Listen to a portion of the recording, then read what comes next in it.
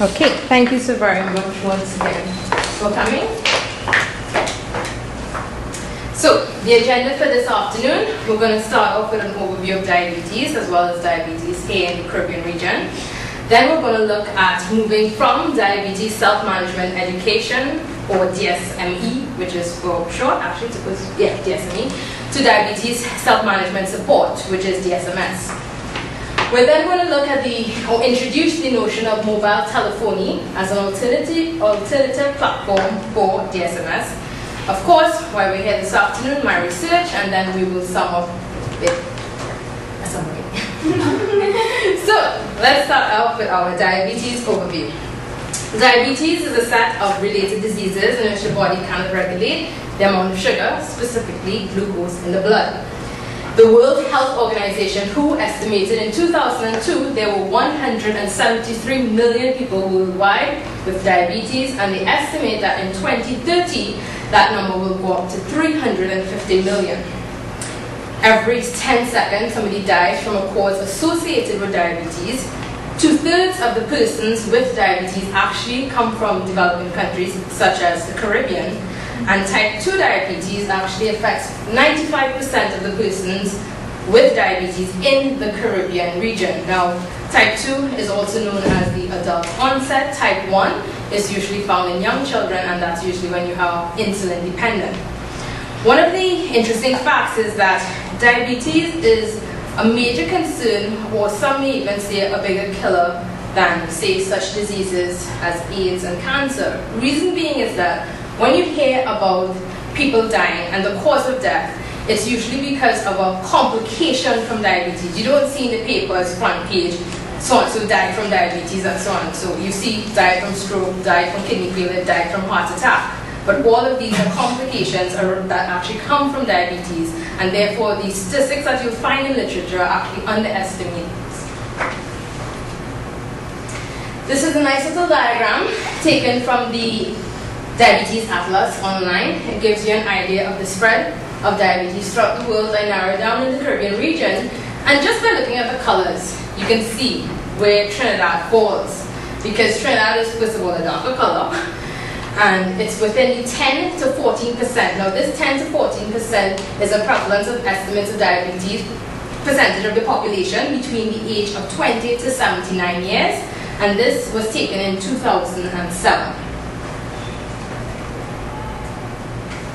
Now, one of the problems with the current healthcare systems throughout the world and in the Caribbean region is that you'll find that we deal with what is called episodic incidents or acute problems. That is when we go to the doctor, we say we're not feeling well, and then we say, okay, we have symptom A, B, C, he diagnoses us, and then he prescribes some medicine, and we go all week. That is what is called an episodic incident. It does not deal well or fit well with preventative care. One of the models that has been proposed for preventative care is the chronic care model, and this includes elements such as community, health systems, resources and policies, organization, self-management support, delivery system design, decision support, clinical information systems, and essentially what this model emphasizes is the fact that we'll have an informed, activated patient as well as a proactive practice team with productive interactions between them, and hopefully the desired result, of course, is improved outcomes. This was taken from the McCall Institute.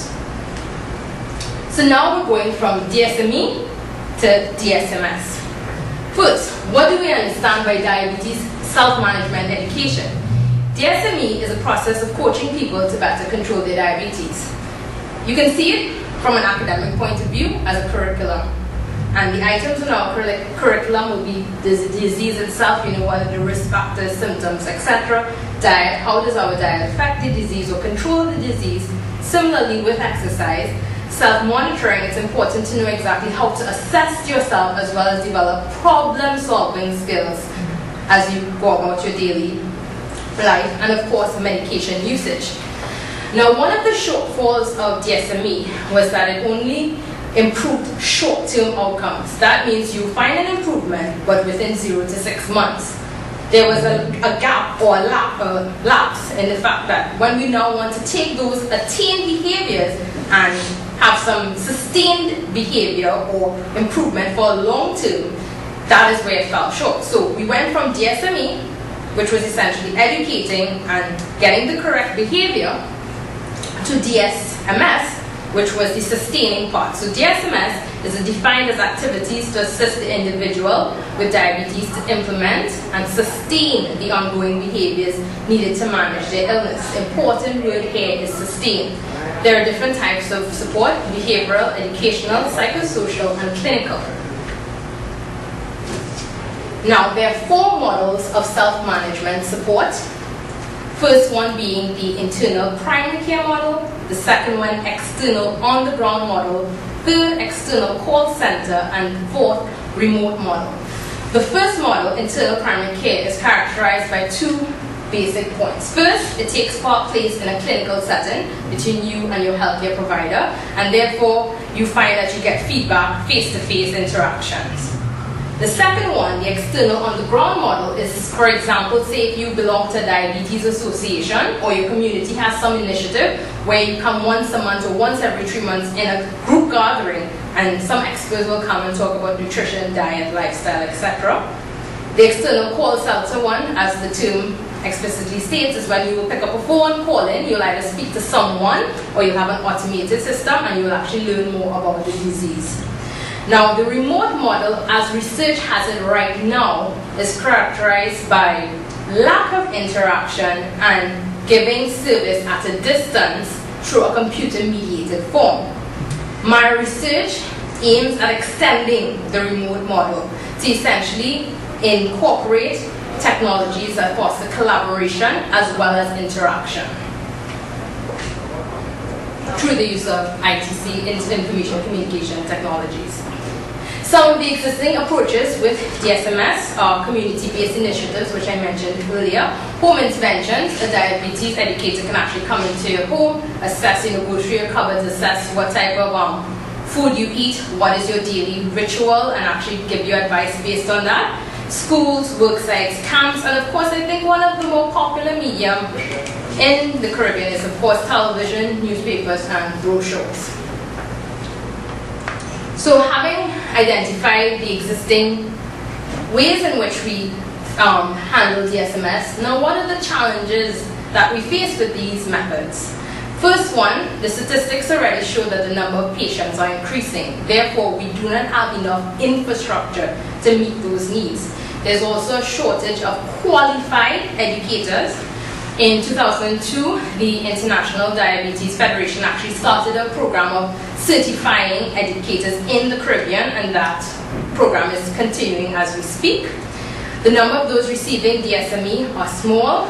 Logistical barriers happen because most of the time when you have to attend a Diabetes Association meeting is either on the weekend or after work, late times, and you find that things come up. People might be a bit concerned to go out that late, so therefore something comes up and just forms itself into a logistical barrier for that individual.